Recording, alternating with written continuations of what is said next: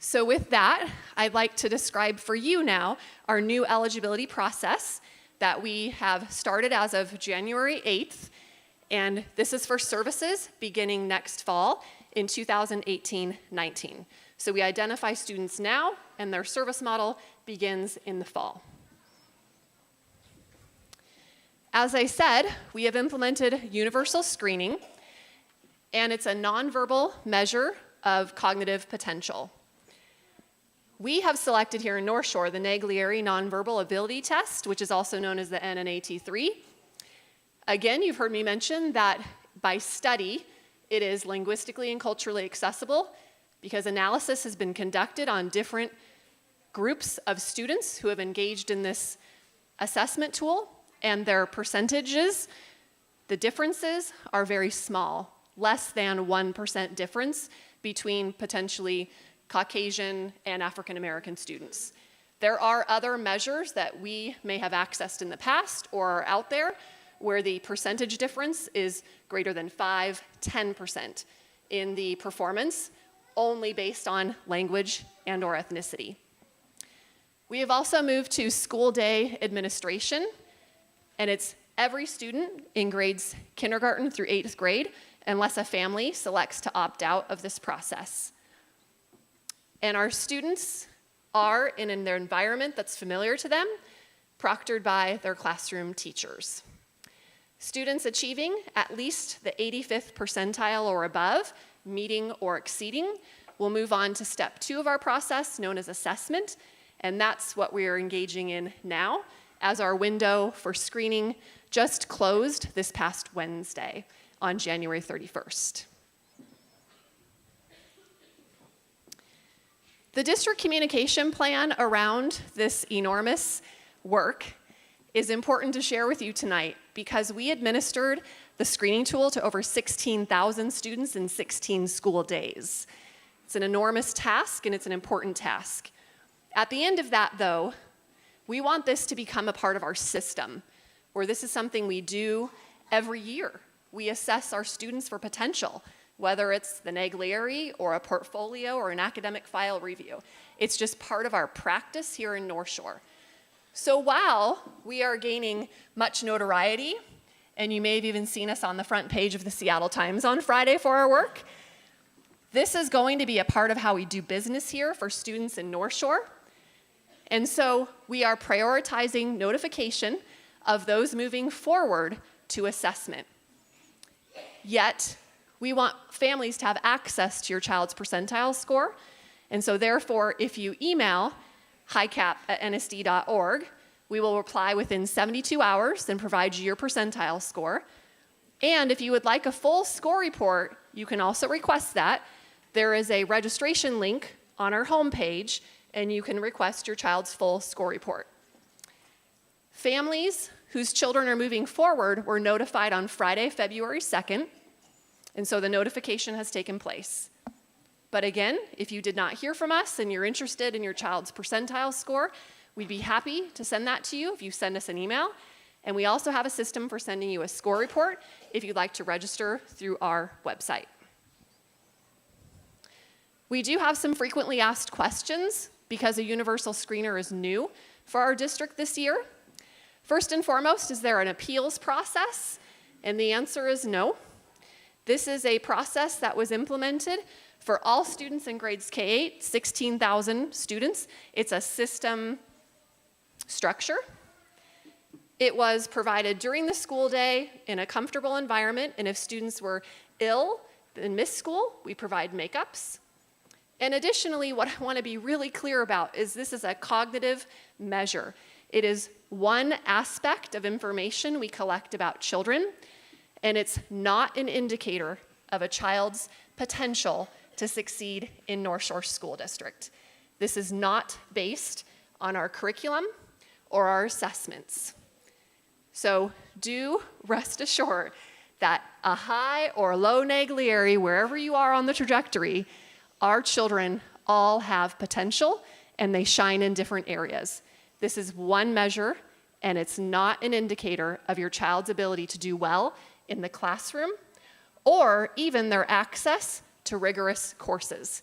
because our middle schools and high school counselors are receiving information around registration and looking at students' courses and continuing accelerated trajectories for children, regardless of high cap designation. The next opportunity for your student to be considered for highly capable services is next winter, and information about that process will be available fall of 2018.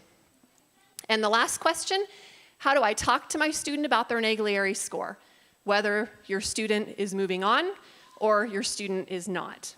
That's parent choice. In fact, one of the things I would really like for every one of you to walk away understanding tonight is this is new right now, but it's going to be how we do business for children in North Shore, and it's going to be embedded in the school day from here on out. So therefore, whether you talk to your child or not will be your decision, but I want every student in North Shore to know, regardless of their score, they will be successful in their classroom community led by their teacher and their principal. So please do not make a judgment, whether it be positive or challenging, based on a score that you receive. This is one measure, one moment in time. But it's a place to start for the data we must collect for highly capable eligibility. We do have a process for grades 9 through 12, although it does not include screening and assessment. At this point in their academic career, students have transcripts and report cards that demonstrate to us an accelerated trajectory based on the courses they've selected and then how they're achieving in those courses. Therefore, we have generally a file review system at grades 9 through 12. And if a family is new to North Shore or would like for us to review their child's file, what we are looking for is comparable data to how our grades K-8 students enter program. We're looking for, you've heard me say, the cognitive, the academic, and/or creativity measures. We're also looking for things like report card data, state testing. You might know the Smarter Balance tests. We'll be looking at those scores for level 4 achievement. And a district team convenes to review the files that are submitted. And we apply the eligibility criteria. We can provide high cap designation, but those students in high school, the roads are wide open. There are a variety of choices for accelerated courses, and counselors and principals should be absolutely supporting children in enrolling in those classes so that they can leave with a lot of options ahead of them after their graduation. So that was universal screening around the Naglieri. I'd like to also take a few minutes to talk to you about students who met or exceeded the 85th percentile and what happens next for them. If you are one of our 3,400 families that we emailed on Friday, then you know the assessment scenario for your student. But I also understand that you may be interested in what does this look like for kids who had different percentile scores on the Naglieri. Those in the 85th to 94th percentile, they will move forward to take the ITBS and the Torrance, yet at 8th grade, it will only be the Torrance because the ITBS taps out. We don't have another version of that for an 8th grade, and the ITBS is one grade level above. For students who scored the 95th to 99th percentile on the Naglieri, kindergarten, we offered holistic services immediately. In other grades, we did an analysis of what the state refers to as local assessment data.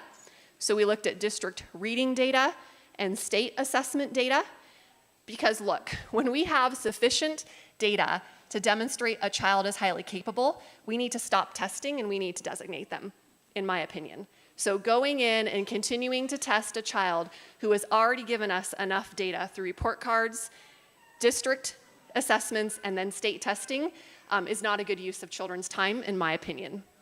So we conducted a data analysis first, and if we found sufficient evidence to qualify, we did. We offered qualification, reading or math, or even dual qualification, without need to further assess, and or because there may not have been sufficient evidence at this time, the student was offered to go forward and take the ITBS and Torrance. So these are very student-specific, And if you had a question about why your student generated this kind of assessment plan, you'd be welcome to email us and we could give you the details. But this is a general picture of how we navigated the Naglieri screening scores, and then who does what next. Now, at the end of all of this, we still haven't made designations. We're just gathering lots of data about students. So a multidisciplinary selection team, the MST, is an actual guidance and law that we must follow. I am unable to sit alone in a room and make HiCap designations. I convene a team that it must be diverse in membership, including a psychologist, a principal, teachers, and district administration. We use a protocol to review the data from all of the students who have moved to assessment. And their job is to not only make eligible, but they also set the thresholds for entry. So I'll say that again. This team decides the data thresholds for entry. So tonight, tomorrow, next week, I am unable to answer the question, what percentage will be necessary to get HiCap designation? I do not know. That is the job of the MST, and their job is to consider multiple data points. We do offer qualification at the end of that meeting, and that's parent notification for students who show potential, and we are offering placement into program, and that does take parent permission to make that happen. And there is an appeals process. If your student moves to assessment and you find that they have not been designated or offered services, and this same team reviews appeals. The appeals process is on our website. Briefly here, though, the appeals process is a letter from the family offering new information, or I should say, this is family notification. Let me do this and then go back. So the appeals process is necessary and implemented by law as well. The family submits a letter explaining why the appeal is being filed. We need you to include any specific or new information that we had not considered during our MST, and we do not consider outside testing. That's an equity issue because not all students have access to outside testing. We then reconvene to review your appeal, and the MST decision is final. Returning back, the MST also offers notification and eligibility. That is also through a letter directly from the highly capable department. And the estimated timeline this year is April. And I say estimated in bold and probably capital print because we've never done a process this enormous, but that is our goal. Not only are you anxious and our students anxious, but our principals and human resources are anxious around staffing and what they'll need for classes next year. We will provide you the percentile scores for the Naglieri, ITBS, and Torrance in that communication. We'll let you know if your child qualified as holistic, math, reading, or dual, which is math and reading. And you do need to accept placement in order for your student to be delivered services. So that's part of that permission process that you'll now be a part of.